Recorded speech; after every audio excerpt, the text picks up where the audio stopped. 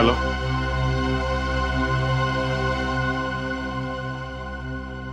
जी हाँ, CID bureau. जान खतरे में? एक मिनट, कहां से बोल रहे हैं आप?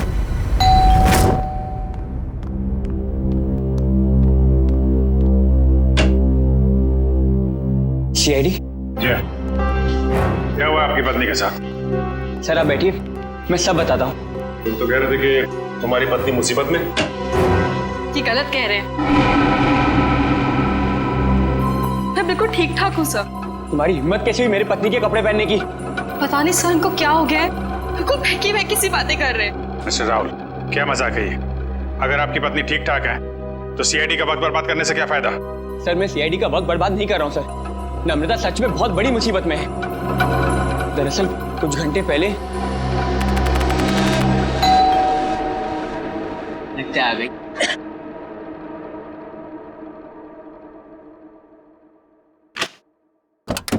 हाँ साहब, आपका नया बावर्ची साहब। अरे बॉस, लगता है आप गलत पते पे आ गए। पता भी यही है, घर भी यही है। नम्रता मैम साहब ने मुझे काम पे रखा है खाना बनाने के लिए साहब। कमाल है, नम्रता ने मुझे बताया नहीं कि वो एक नया बावर्ची रख रही है। बोलो साहब, खाने में क्या क्या बनाऊं साहब? अरे वो नम्रता आ जाएगी थोड़ी देर में, वो ही बता देगी खाने में क्या बनाना है। तब तक एक काम करो, तुम मेरे लिए एक कप चाय बना दो। ठीक है साहब। रसोई कहाँ है साहब? उस तरफ। उस तरफ।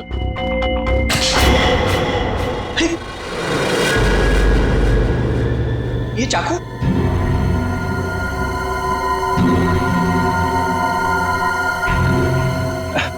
घबराइए मत साहब, इससे मैं फल काटता हूँ, भाजी काटता हूँ साहब, और मांस भी काटता हूँ साहब। ठीक ठीक, तुम जाओ चाय बनाओ। हाँ हाँ, जाता हूँ साहब, चाय बनाता हूँ साहब। कैसे आदमी को काम पे रख दिया नम्रता ने।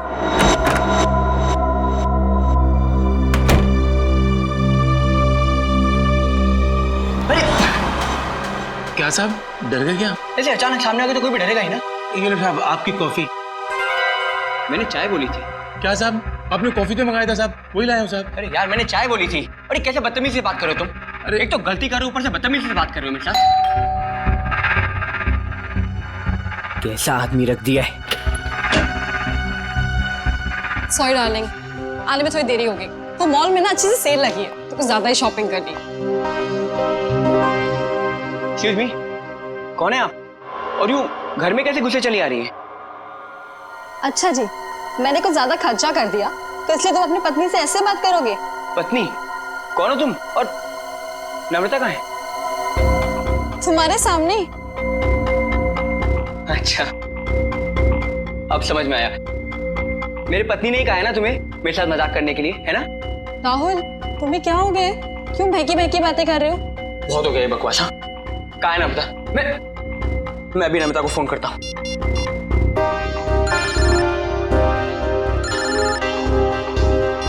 हेलो, कैसे हो? अब यकीन हो गया?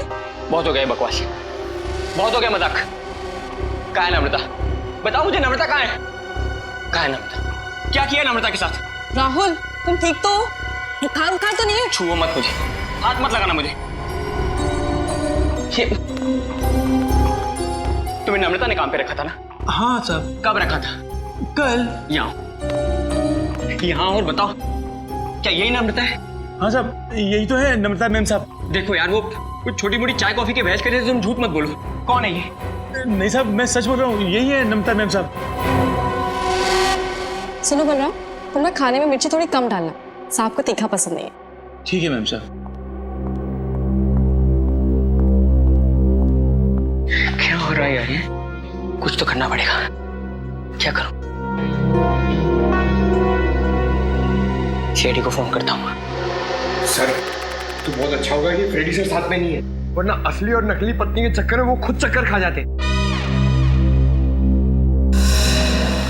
ये लीजिए साहब, आप सब लोग के लिए पानी। देखिए सर, देखिए कैसे ये दोनों भैरूपी मेरे घर में घुस आए हैं। न जाने इन्होंने मेरी पत्नी नम्रता के साथ क्या किया होगा। राहुल, मैं ही तुम्हारी नम्रता हूँ। सर आप बेकार की कहानियों में अपना वक्त बर्बाद कर रहे हैं। मैं कल ही इनको अच्छे से डॉक्टर के पास लेके जाऊंगी।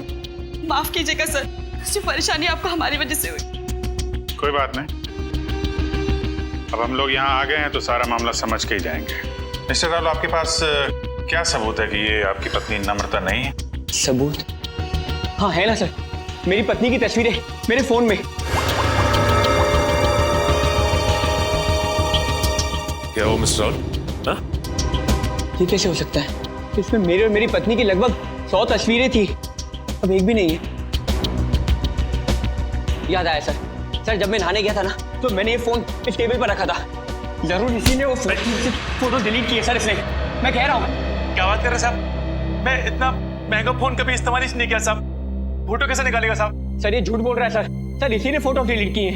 एक मिनट, अगर मोबाइल में फोटो नहीं है तो फिर शादी की तस्वीरें तो होगी ना आपके शादी के एल्बम में? है ना सर, पूरा एल्बम है, मैं अभी लेकर आता हूँ।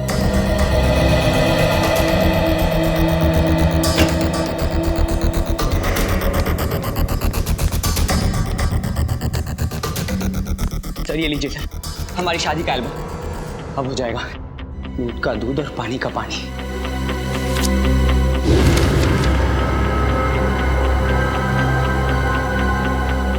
आपका कहना है कि ये आपकी बीवी नम्रता नहीं है? नहीं सर, ये मेरी पत्नी नहीं है। मेरे ख्याल से आप भी ये एल्बम देख लें तो अच्छा रहेगा।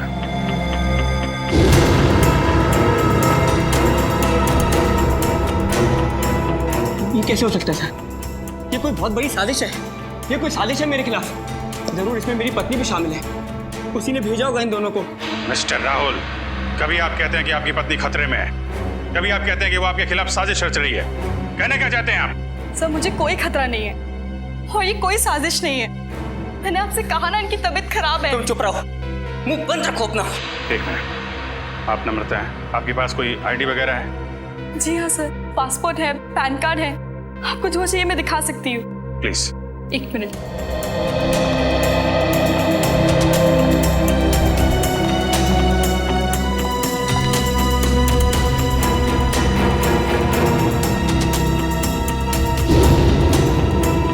नम्रता, आईडी के हिसाब से तो यही नम्रता है। सर ये भी तो हो सकता है कि इस लड़की का नाम भी नम्रता हो और इसी बात का फायदा उठाकर ये मेरी पत्नी की जगह लेना चाहती हो।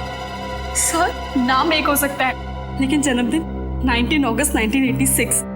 जन्मदिन का भी एक होना ये बहुत ही बड़ा सहयोग है। क्यों राहुल?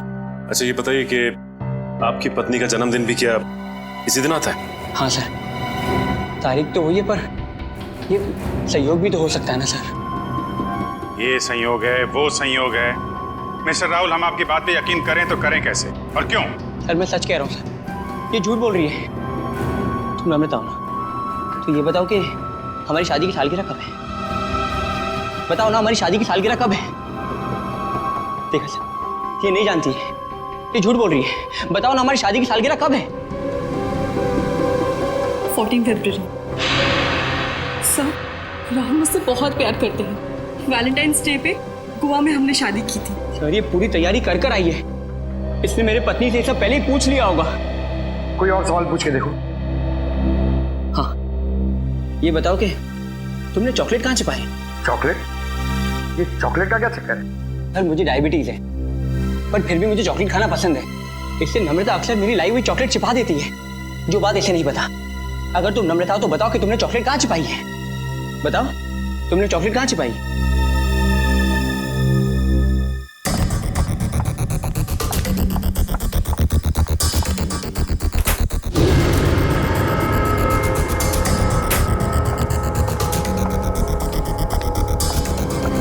ये रही चॉकलेट। मैं तुम्हें खाने नहीं दूंगी, डायबिटीज है तुम्हें। मुझे डायबिटीज नहीं है, मुझे दे दीजिए। अब क्या कहना आपको मिस्टर राहुल? सर ये लोग पूरी तैयारी कर कर आए हैं। ठीक है, एक पल के लिए हम आपकी बात मान लेते हैं, लेकिन ये आपकी पत्नी है या नहीं, इसका जवाब तो इस घर में ही मिलेगा। तलाशी लो घर की।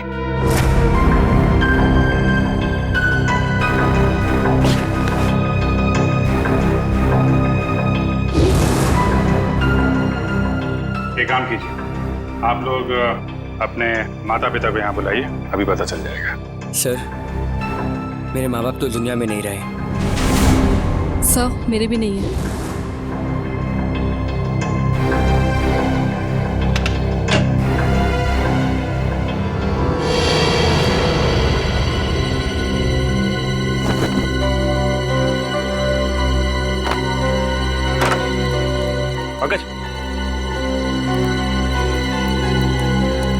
ऐसी जगह पे ये डस्टबिन कैसे पड़ा? तो कोई रिश्तेदार दोस्त वो तो होंगे इस शहर में ना, उनको बुलाइए। सर दरअसल हम कुछ ही दिन पहले बैंगलोर से यहाँ शिफ्ट हुए हैं। यहाँ हम किसी को भी नहीं जानते। ओह, तो तुमने ये भी पता लगा लिया है?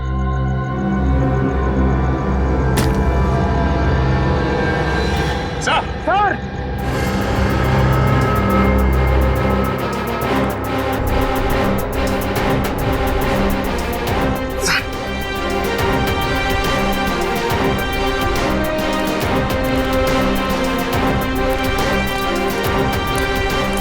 सर, लाश।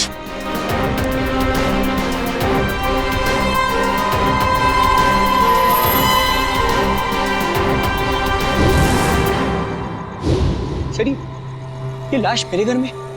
ये कौन सा खेल खेल रहे हो तुम राहुल? पहले पति पत्नी का झगड़ा सुलझाने के लिए यहाँ बुलाया, फिर तुम्हारे घर से एक लाश निकली है। किसकी लाश है ये?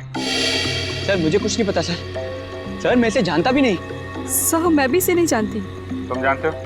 नहीं साहब, मैं नहीं जानता उसको। सर, ये देखिए सर, यहाँ इसके सीने पे गोली मारी है और इसके गले पे खरोच का निशान भी है। और तो बिल्कुल ताजे हैं, लगता है कुछ घंटों पहले इसे मारा गया है। कोई आईडी वगैरह मिली? एक मिनट।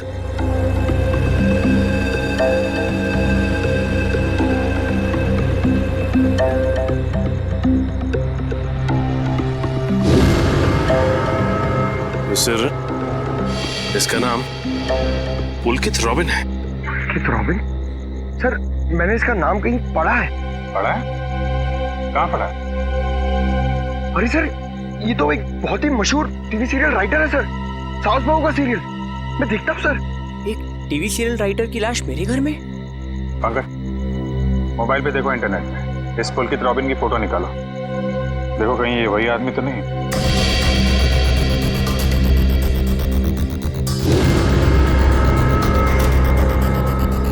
ये तो वही है सर, ये मर गया। अरे उस शो का क्या होगा? मैं तो हर एपिसोड देखता था। अभी अभी एक नया अच्छा ट्रैक चालू हुआ था। सर मैं तो ये सब में फंस नहीं जाऊंगा ना सर? मिस्टर राहुल, तुम्हारे घर से एक लाश मिली है। लाश जब तक खूनी पकड़ा नहीं जाता आप सब लोग हिरासत में रहेंगे। सचिन, घर सीज कर दो और इस पुलकित रॉबिन का एड्रेस निकालो। अब राधिका समीर से कहेगी दूर हो जाओ मेरी नजरों से, मैं तुम्हारी शक्ल भी नहीं देखना चाहती। समीर राधिका की नजरों से दूर हो ना हो, लेकिन हम सीआईडी वाले आपकी नजरों से दूर नहीं होने वाले। सीआईडी? और मेरे घर में? जी, वैसे आप राइटर्स लोगों का काम बहुत मुश्किल होता है ना, इतना पेचीदा ताना बाना बनना पड़ता है, कभी कहानी का, कभी किरदारों का और कई बार खून का। दरअसल मैं समझी नहीं, आप लोग यहाँ क्यों आए हैं? दरअसल हम आपसे खून के बारे में पूछताछ करने आए, मगर अगर आप चाहें तो अगले हफ्ते देविका के साथ शो में क्या होने वाला है ये हमें बता सकती हैं, क्योंकि पुलकित जी तो रहे नहीं। क्या पुलकित सर का खून हो गया? कब और कैसे? ये तो अब आप ही बता सकती हैं। मैं? मुझे कुछ नहीं पता। इतनी भोली बनने की जरूरत नहीं है आपको। हम पुलकित के घर से आ रहे हैं। पुलकित की पत्नी ने बताया कि आप पुलकित की असिस्टेंट हैं। और कल शाम वो आपसे मिलने के लिए ही घर से निकले थे, मगर वापस पहुंचे ही नहीं। ये बात सच है, मैं और पुलकित सर कॉफी शॉप में मिलने वाले थे, लेकिन वो वहाँ पहुंचे ही नहीं। कौन सी coffee shop? IG coffee shop. वही जो बैरिक्स रोड पे? हाँ जी वही। मगर पुलकित की लाश हमें मिली सृष्टि नगर में, और ये बैरिक्स रोड सृष्टि नगर से बहुत दूर है। तो इसका मतलब ये है कि तुमने पुलकित को कॉफी शॉप पर बुलाया, उसके बाद उसे बहला फुसलाकर तुम सृष्टि नगर ले गई और वहां तुमने उसका खून कर दिया। नहीं, ये बात गलत है। मैं ऐसा क्यों करूंगी? क्योंकि तुम पुलकित से जलती थी और तुम पुलकित की जगह लेना चाहती थी, इसलिए तुमने पुलकित का खून कर दिया। ये सब झूठ है। मैं 8 बजे से लेकर 11 बजे तक उनका इंतजार करती रही, पर वो वहां पर पहुंचे ही नहीं। मैं घर वापस आ गई क्योंकि उनका फोन भी नहीं लग रहा था। आपकी बात में कितनी सच्चाई और कितना झूठ, ये बहुत जल्द पता लग जाएगा। आप हमारे साथ चलिए। मगर कहाँ? ये सब क्या है? आप लोग हमें यहाँ क्यों लाए हैं? कोई कुछ बता क्यों नहीं रहा है हमें? एक मिनट, शांत हो जाए मैडम, सब कुछ पता चल जाएगा। मैं पुलकित की पत्नी हूँ और आप मुझ पर भी शक कर रहे हैं। हम किसी पर शक नहीं कर रहे, हम अपनी ड्यूटी कर रहे। ये आप प्लीज अपना हाथ आगे बढ़ाइए, हम लोगों को आपके खून के सैंपल्स लेने हैं। खून का सैंपल? मगर क्यों? क्योंकि पुलकित की गर्दन पर हमें कुछ खरोंच के निशान मिले और उस खरोंच में नेल पॉलिश के ट्रेसेस हैं। इसका मतलब साफ है, पुलकित के खून में किसी लड़की का हाथ है। लाइए हाथ आगे कीजिए। तो फिलहाल इस केस में लड़कियां सिर्फ आप तीनों ही। सर आप लोग खूनी को ढूंढने में इतनी मेहनत करें, प्लीज मेरे पत्नी को भी ढूंढिए ना। न जाने नम्रता किस हाल में होगी, कहाँ होगी। फिर वही बात राहुल, कब तक खेलोगे ये खेल? और मैं एक बार नहीं बार बार कह चुकी हूँ कि मैं ही तुम्हारी नम्रता हूँ। चुप हो जा तुम, कितना झूठ बोलोगी? क्या चाहिए तुम्हें? पैसे चाहिए ना? कितने पैसे चाहिए तुम्हें मेरे घर और मेरी जिंदगी से जाने के लिए? क्या?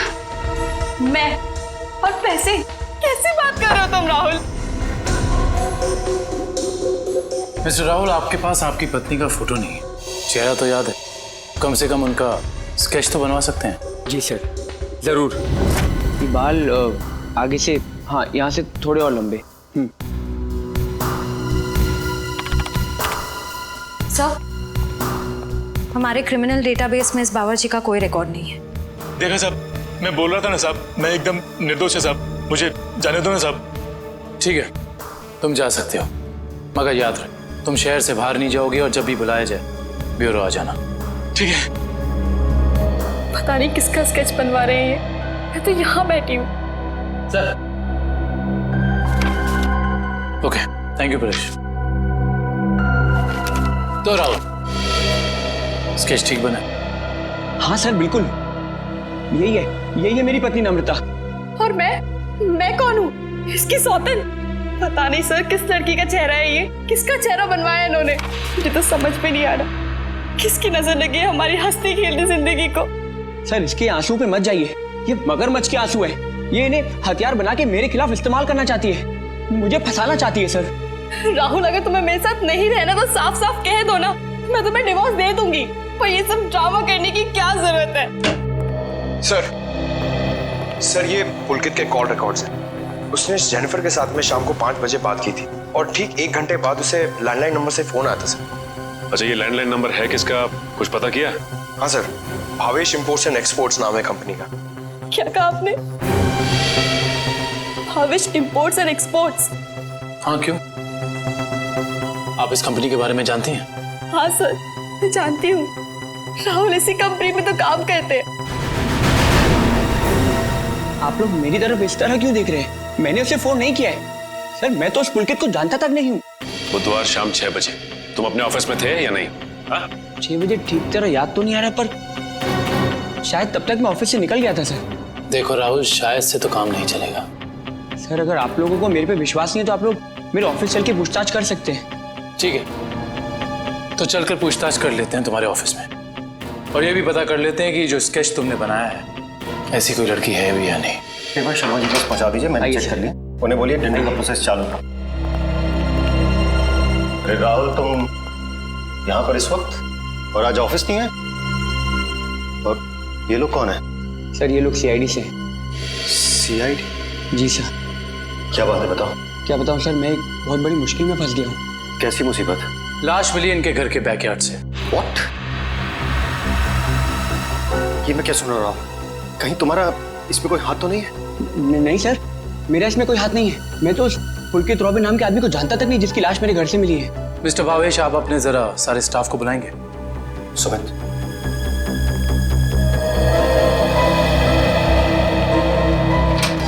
सुनो, सबको बॉस अंदर बुला रहे हैं।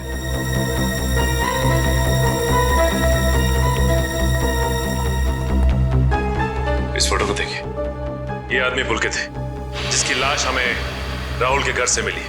कोई पहचानता है इसे? जरा ध्यान से देखिए, टीवी सीरियल लिखते थे। आप इसे पहचानते हैं या इनसे जुड़े किसी आदमी को जिनका इनके साथ संबंध हो? ऐसा तो हो नहीं सकता कि आप में से कोई भी इन्हें नहीं जानता, क्योंकि आपके ऑफिस के लैंडलाइन से फोन किया गया था शाम को 6 बजे बुधवार। व्हाट? तो शायद राहुल ने किया होगा। मैं क्यों फोन करूंगा सर, मैं तो उसे जानता भी नहीं। और ऐसा भी तो हो सकता है कि इसी ऑफिस से किसी और ने फोन किया हो। और तो और सर, मैं तो जिस घर में रहता हूँ घर भी मुझे ऑफिस की तरफ से मिला है। Interesting, very interesting. आप में से किसी को याद है कि बुधवार को राहुल कितने बजे तक ऑफिस में था?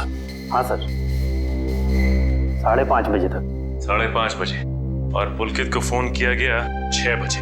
हरीश जी बहुत बहुत शुक्रिया हमारी दुविधा दूर करने के लिए। Thank you. हरीश, क्या तुम मेरा एक काम और करोगे? हाँ बोलो। तुम्हें याद है तुम वो इम्पोर्टेंट पेपर्स लेकर मेरे घर आए थे? हाँ याद है। तब तुम मेरे पत्नी नम्रता को मिले थे ना?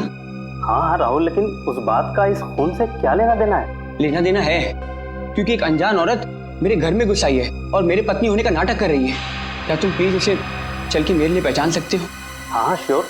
कहाँ है वो औरत? नीचे हमारी गाड़ी में बैठी हुई, आइए हमारे साथ।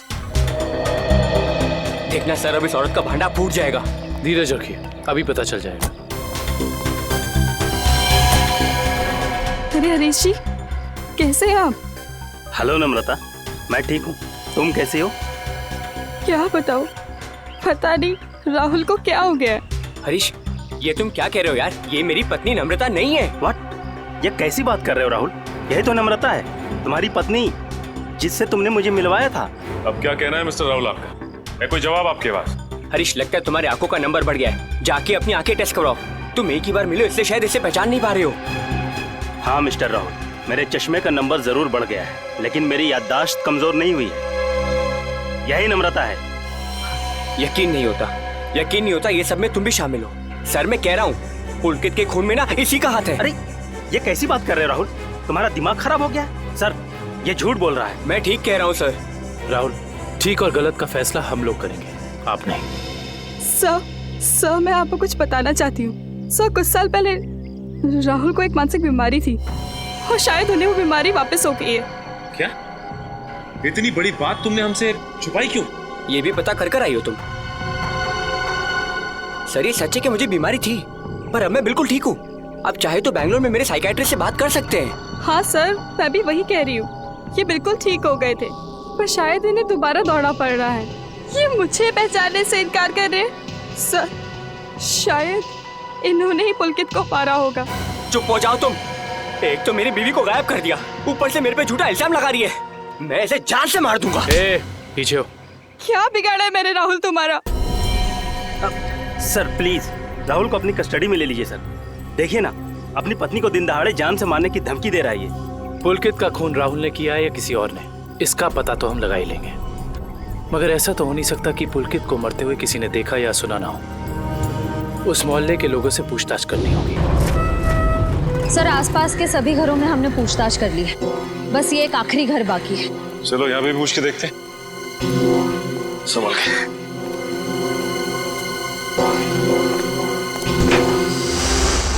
दरवाजा खुला,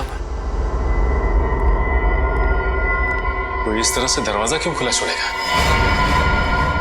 और यहाँ ये कैमरा कैसे? इधर भी। कुछ तो गड़बड़ है यहाँ पे। एक काम करते हैं, इस घर की तलाशी अच्छी तरह से लेते हैं।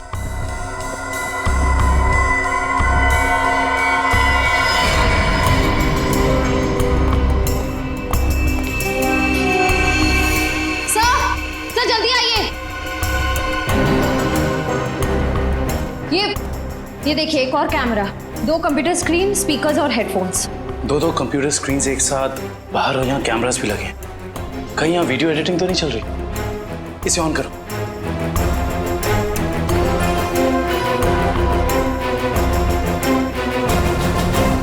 हाँ साहब, आपका नया बावर्ची साहब। लगता है आप गलत पते पे आ गए।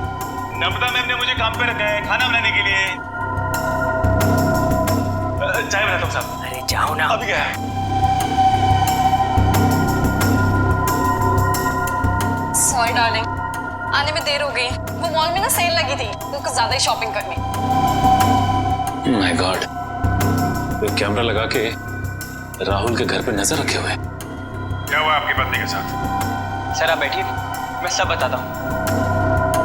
सिर्फ राहुल की नहीं, सीआईडी की भी। मैं तो बिल्कुल ठीक ठाक हूँ। सर, एक बात समझ में नहीं आ रही है, इतनी दूर से सीआईडी का वक्त बर्बाद करने से क्या फायदा है?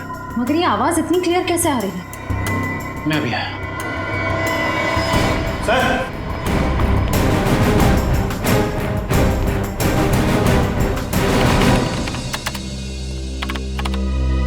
एक काम करते हैं, इस जगह को अच्छी तरह से छान मारते हैं। हो सकता है यहाँ कुछ मिल जाए। हाँ?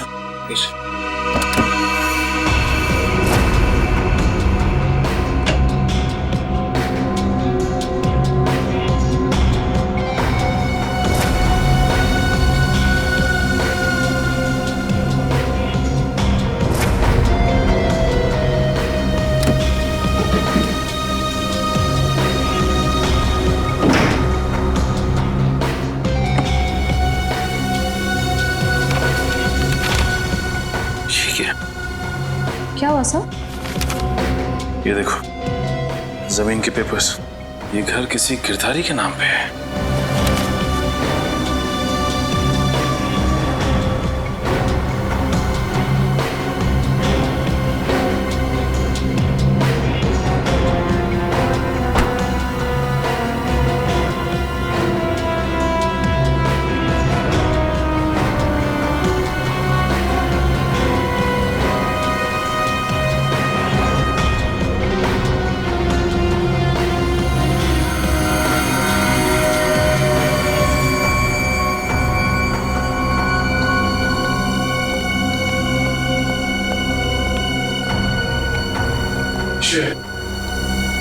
तुम्हारे सारे सवालों का जवाब ये माइक है जो मुझे राहुल के घर से मिला।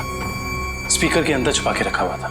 इसका मतलब गिरधारी जो राहुल के घर पर नजर रखे हुए था, उसी ने माइक लगाया यहाँ पे। कौन गिरधारी? अरे दुष्यंत, ये घर के कुछ पेपर्स मिले जिसमें लिखा है कि गिरधारी इस घर का मालिक है। आप लोग सुंदर जी के मेहमान हैं? तुम कौन हो? जी मैं तो यहाँ पर किराए पर रहता हूँ, पर आप लोग कौन हैं? हम लोग सीआईडी से। सीआईडी? जी हाँ, सीआईडी। देख के लगता है कि तुम कहीं बाहर से आ रहे हो। यहाँ सर मैं तो अभी गोवा से आ रहा हूँ, पर आप लोग यहाँ पर सुंदर जी ने कहीं कुछ। एक मिनट, ये सुंदर कौन? सर जब मैं यहाँ से जा रहा था तो मैंने एक घर सुंदर नाम के एक अंकल को किराए पर दिया था। क्या बात, तुम खुद यहाँ पे किराए पे रहते हो और ये घर तुमने किसी को किराए पे दे दिया? सर मैंने सोचा कि गोवा जाने का खर्चा निकल आएगा सर, इसलिए। और गिरधारी जी जिनका ये घर है वो कहाँ है? सर वो तो लंदन में रहते हैं सर, साल में सिर्फ एक बार ही इंडिया आ पाते हैं। ओह, उसी का फायदा उठा रहे हो तुम? ये कंप्यूटर कैमरास तुम्हारे? नहीं सर, ये सब मेरा नहीं है सर। झूठ बोल रहे हो तुम राहुल के घर पे नजर रखे हुए थे, जासूसी कर रहे थे उस पे। जासूसी? सर मैं राहुल के ऊपर जासूसी नहीं कर रहा था सर। देखो हमने रिकॉर्डिंग देख ली है, सच सच बताओ। मैडम मैं तो कॉलेज में पढ़ता हूँ, इतनी सारी महंगी चीजें मैं कहाँ से लाऊंगा? तो फिर ये सारी की सारी चीजें किसकी है? उस आदमी की जिसे तुमने किराए पे रखा हुआ, सुंदर? सर हो सकता है सर। नंबर दो सुंदर का। सर पिछले हफ्ते गोवा में मेरा मोबाइल चोरी हो गया था तो तुम्हारे सारे नंबर्स चले गए? जी। बहुत अच्छा बहाना है। अपना मोबाइल नंबर दो।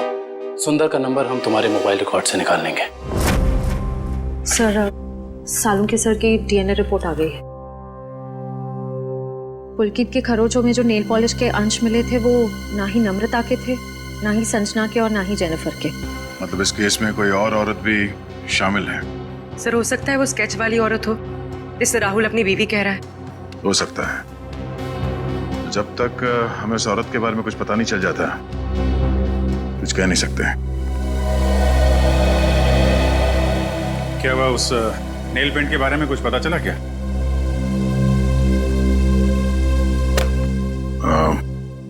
पूरी मुझे कुछ काम है, मैं बाद में आता हूँ।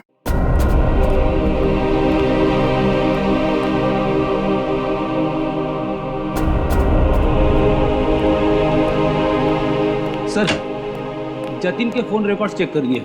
सुंदर का नंबर तो नहीं मिला, मगर किसी मनीष नाम के आदमी का नंबर मिला है। करता क्या है मनीष? सर कैमरास और रीडिंग मशीन किराए पे देता है। मनीष? इस मनीष से मिलना पड़ेगा। सर यही है वो सुंदर अंकल जिन्हें मैंने अपना घर किराए पे दिया था। कौन सुंदर? मैं मनीष हूँ। गलत बात है मनीष जी, आप इतने महंगे कैमरा इक्विपमेंट्स ऐसे ही खुले घर में छोड़ा है। इन्हें तो अरेस्ट करना होगा। बिल्कुल।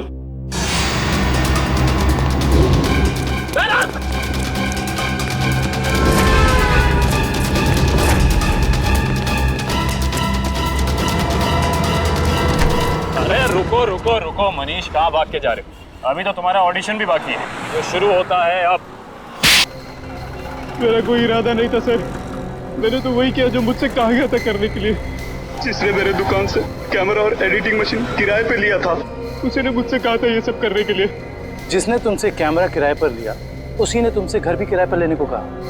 जी सर, उसी ने मुझसे कहा था कि कैमरा इस तरह से फिट करूं कि सामने वाले घर का सारा नजारा दिखना चाहिए। अब तो मिलना पड़ेगा इस इंसान से। है कौन ये जनाब? जी कहिए। जी हम लोग सीआईडी से। सीआईडी? आइए। भावेश का कुछ पता चला क्या? भावेश का पता चला मतलब? हम लोग तो भावेश से ही मिलने आए। लेकिन वो तो कल से घर नहीं आए, उनका फोन भी नहीं लग रहा है। क्या कल से घर नहीं आया? आपने पुलिस में रिपोर्ट लिखवाई? मैंने रिपोर्ट लिखवाई थी, लेकिन उन्हें भी कुछ पता नहीं चल पा रहा है। सर लगता है उन्हें पता चल गया होगा कि हम आने वाले हैं, इसलिए।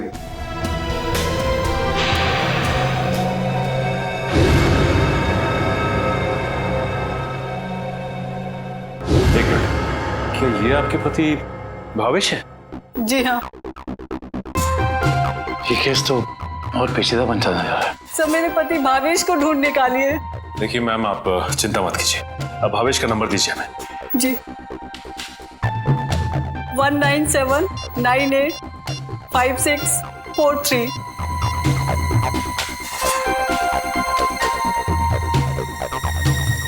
भावेश के फोन तो ऑफ आ रहा है। पंकज, भावेश के फोन के IMEI नंबर से पता करो कि उसका मोबाइल इस वक्त कहाँ है।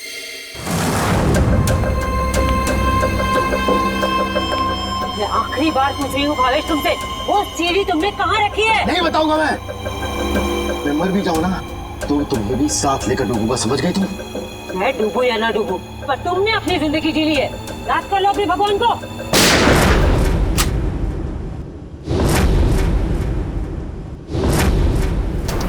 बस मुन्नी दुरेली, बहुत मचा रही आतंक। कानून को काफी वक्त से तुम्हारी तलाश थी, मगर हमें नहीं पता था कि हम इस केस के जरिए तुम तक भी पहुंच जाएंगे। खुश तो ऐसे हो रहे हो जैसे तुमने मुन्नी को जेल में डाल दिया है। ये तुम्हारी खुशकिस्मती है या बदकिस्मती कि तुम मुन्नी के दरबार में खुद चल कर आए हो? देख क्या रहे हो? ढूंढ दो इनको।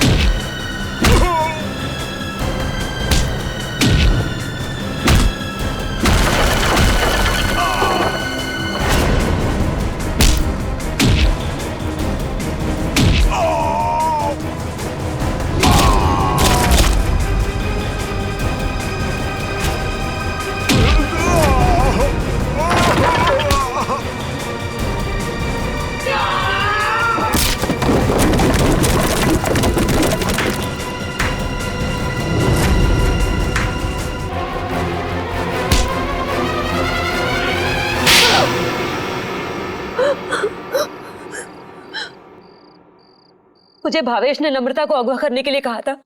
क्यों भावेश, क्या बिगाड़ा था नम्रता ने तुम्हारा? बहुत लंबी कहानी है।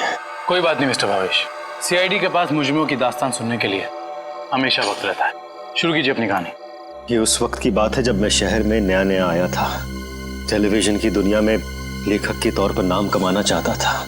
अलग अलग तरह की कहानियां लिखी, अलग अलग तरह के किरदारों को जन्म दिया। मेरी आंखों में सिर्फ एक ही सपना था कि किस तरह मेरी कहानी छोटे पर्दे पर साकार हो जाए। मगर तुम्हारा तो इंपोर्ट एक्सपोर्ट का बिजनेस था ना? क्योंकि मेरे साथ कुछ ऐसा हुआ जिसने मुझे मजबूर कर दिया अपने सपनों को कुचलने के लिए।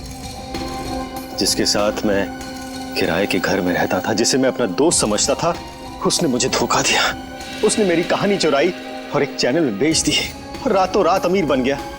हर तरफ उसी के चर्चे, उसी की बातें। मैं ये सदमा बर्दाश्त नहीं कर पाया और फिर मैंने अपने करियर को नई दिशा दी और भावेश इंपोर्ट एक्सपोर्ट का बिजनेस शुरू कर दिया। मगर इस सब का मेरी किडनैपिंग से क्या लेना देना है? ये बात सच है कि मैंने अपनी लाइन बदल दी थी, लेकिन ये भी सच है कि मेरे अंदर एक राइटर छुपा हुआ है। टेलीविजन में कुछ कर गुजरने का जुनून है मेरे अंदर। मैंने वापस कलम उठाई और एक अनोखे रियलिटी शो का कॉन्सेप्ट लिख डाला, जिसमें पति पत्नी में से किसी एक की जगह एक अजनबी अगर उनके घर आ जाए तो फिर उस पार्टनर की क्या प्रतिक्रिया होगी। इस तरह का रियलिटी शो लिखा था मैंने। क्या ये सब एक रियलिटी शो था? चैनल को मेरा कॉन्सेप्ट बहुत अच्छा लगा, लेकिन वो ये जानना चाहते थे कि इसे पर्दे पे कैसे उतारा जाए। तो मैंने एक पायलट एपिसोड बनाने के बारे में सोचा और एक्सपेरिमेंट के तौर पर मैंने अपनी कंपनी में आए हुए नए एम्प्लॉय राहुल को शामिल किया। वाह, कमाल है। अगर तुम एक रियलिटी शो ही बनाना चाहते थे तो एक जायज ढंग से भी बना सकते थे। फिर कानून को अपने हाथ में लेने की क्या जरूरत थी तुम्हें? मैंने कोशिश तो की थी जायज तरीके से करने की, लेकिन किसी ने मेरी मदद नहीं की। तो मैंने सोचा कि क्यों ना कुछ दिनों के लिए नम्रता को अगवा कर लिया जाए और फिर मैं अपने 2 कलाकारों बावर्ची और नकली नम्रता को उसके घर भेज दूंगा और काम होने के बाद असली अमृता को फिर उसके घर भेज देता। और इसमें वो टीवी राइटर पुलकित रॉबिन, वो कहां से आ गया? पुलकित रॉबिन ही वो शख्स है जिसने मेरे आइडियाज, मेरी कहानी चुराई और मशहूर हो गया। उसे पता चल गया था कि मैं चैनल में कुछ बड़ा रियलिटी शो का आइडिया लेकर जाने वाला हूं। बस उसी की जासूसी करने के लिए यहाँ पर आया हूँ। आज तो पता लगाना ही पड़ेगा कि भावेश कौन सा बड़ा कंसेप्ट चैनल वाले को बेचने वाला है।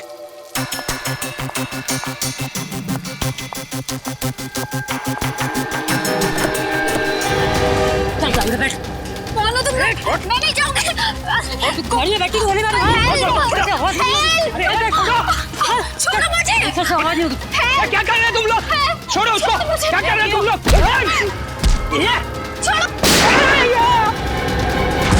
बेवजह मारा गया। अब तू भी यही चाहती है? बैठ। छोड़ दो मुझे। मैं इसको लेकर जाती हूँ, तुम इसको ठिकाने लगाओ।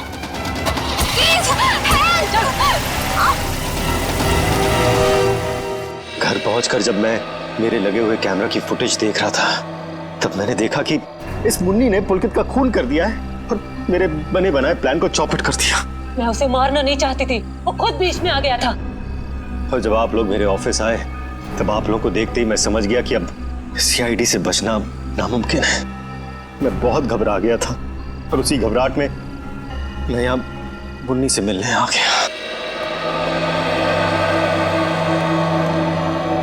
मुन्नी, तुमने मुझे फंसा दिया। पता है सीआईडी मेरे ऑफिस तक चली आई। एक तो पुलकित को मारा, ऊपर से उसकी लाश मेरे घर में छुपा दी। बोला था ना सेठ, लड़का लोगों को नहीं पता था कि तुम्हारा घर राहुल की कंपनी में आता है। अरे मैंने तुम्हें सिर्फ किडनैप करने के लिए कहा था, वो भी कुछ दिनों के लिए, पर तुमने पूरा रायता फैला दिया। याद रखना मुन्नी, अगर सीआईडी ने मुझे गिरफ्तार किया ना, तो मैं तुम्हारी सारी पोल खोल दूंगा। बता कहाँ रखा है? बोल। नहीं बताऊंगा। नहीं। इसको भी बांध दे। मुन्नी ठीक नहीं करेगा। तो अब वो टेप कहाँ है जिसमें मुन्नी की रिकॉर्डिंग थी? मेरे मैनेजर हरीश के पास। सिर्फ वही एक शख्स था जिसे मेरे रियलिटी शो के आइडिया के बारे में पता था। और वो माइक, वो कब लगाया राहुल के स्पीकर में? वो स्पीकर राहुल का नहीं था। वो स्पीकर भी गिफ्ट के तौर पर मैंने राहुल के घर भिजवाया था। जब हरीश उसके घर फाइल लेकर गया तो उसी के साथ मैंने स्पीकर भिजवा दिया था। लेकिन आपने हमारे विश्वास के साथ खिलवाड़ किया है भावेश जी। मुझे माफ कर दीजिए। मैं तो बस ये सोच रहा था कि टेलीविजन में मुझे नाम कमाने का इससे अच्छा मौका नहीं मिलेगा, बस इसीलिए मैंने ये सब कुछ किया। मुन्नी को तो फांसी होएगी, तुम्हारा जुर्म भी कुछ कम नहीं है भावेश।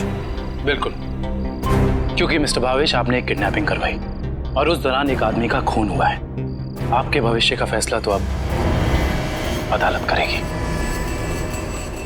सर क्या हुआ है? आप लोग मुझे बता क्यों नहीं रहे? जरा रुको, अभी पता चल जाएगा।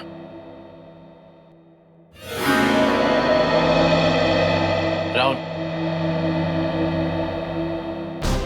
राहुल। नम्रता, तुम ठीक तो हो? तुम ठीक हो ना? हाँ, मैं ठीक हूँ। थैंक गॉड तुम आ गई। थैंक गॉड तुम वापस आ गई। मुझे तो लगा था मैंने तुम्हें हमेशा हमेशा के लिए खो दिया है। हाँ, मुझे भी ऐसे ही लगा था। मुझे तो उम्मीद भी नहीं थी कि मैं कभी तुम्हारे पास जिंदा लौट कर भी आऊंगी। वो तो अच्छा हुआ कि सही वक्त पर सीआईडी वाले आ गए, जिन्होंने हमें फिर से मिला दिया। तुम दोनों मुझे माफ कर देना। मुझे नहीं पता था कि मेरी एक्टिंग चीजों को इतनी गलत दिशा में ले जाएगी। एक्टिंग? मैडम, माना कि भावेश जी ने आपको वहाँ एक एक्टिंग असाइनमेंट के लिए भेजा था, मगर लाश देखने के बाद और सीआईडी की कस्टडी में होने के बावजूद आपने हमें सच क्यों नहीं बताया? क्योंकि सर, उन्होंने मुझसे कहा था कि कितनी भी टेढ़ी स्थिति क्यों ना आ जाए, मैं अपना काम करना ना छोड़ूं, एक्टिंग ना छोड़ूं। इसलिए मुझे लगा कि वो लाश भी नकली है और सीआईडी भी सब बस रियलिटी शो का हिस्सा है। वाह, और आप अपनी एक्टिंग के चौके छक्के की बारिश करते रही। मुझे माफ कर दीजिएगा सर। और आपको तो पता है ना कि एक नए एक्टर के लिए टीवी और फिल्मों की दुनिया में पाँव जमाना कितना मुश्किल है। इसलिए मैं कोई गलती करना नहीं चाहती थी, इसलिए मैं एक्टिंग करती रही। अब आप लोग मुझे जो सजा देना चाहें मुझे मंजूर है। सर रहने दीजिए ना सर, अब मुझे मेरी नम्रता मिल गई और आप लोगों ने भी असली मुजरिम को पकड़ लिया है। गलती तो उन्होंने की है, तो इन्हें सजा भी मिलेगी, लेकिन इन्हें क्या सजा मिलेगी ये अदालत तय करेगी। फिलहाल आप दोनों जा सकते हैं। Thank you sir, thank you so much.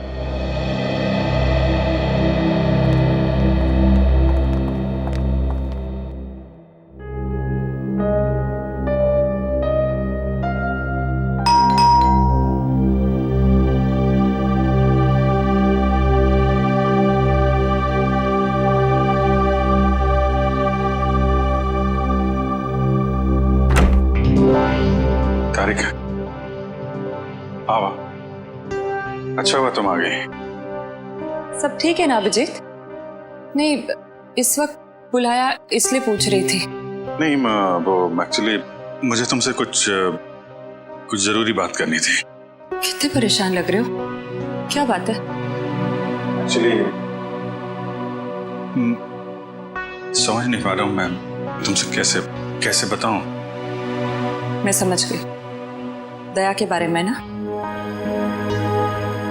मैं जानता हूँ ये सुनकर तुम्हें बहुत धक्का लगेगा, और इससे पहले मेरी हिम्मत जवाब दे जाए, मैं तारिका, जब एसीपी साहब यहाँ वापस आएंगे तो मैं उनसे कहने वाला हूँ वो मेरा ट्रांसफर कर दे। क्या? ट्रांसफर? आई एम सॉरी तारिका, मैं और बर्दाश्त नहीं कर सकता। मेरे और दया के बीच में जो कुछ चल रहा है, मैं अभिजीत, लेकिन दया तो तुम्हारा दोस्त है ना? हाँ, लेकिन अब दोस्ती रही कहाँ? ऐसे क्या, दोस्तों के बीच में तो ऐसा होता रहता है, ऐसी छोटी मोटी गलतफहमी, ऐसे झगड़े। इसका मतलब ये थोड़ी कि एक दोस्त ऐसे मुंह मोड़ के निकल जाए। तारिका, मैं जान दे सकता हूं मैं उसके लिए, वो बात नहीं है, लेकिन ये सब मैंने सपने में भी नहीं सोचा था कि हमारी दोस्ती इस मुकाम तक पहुंच जाएगी। मैंने फैसला कर लिया है, मैं यहां से चला जाऊंगा।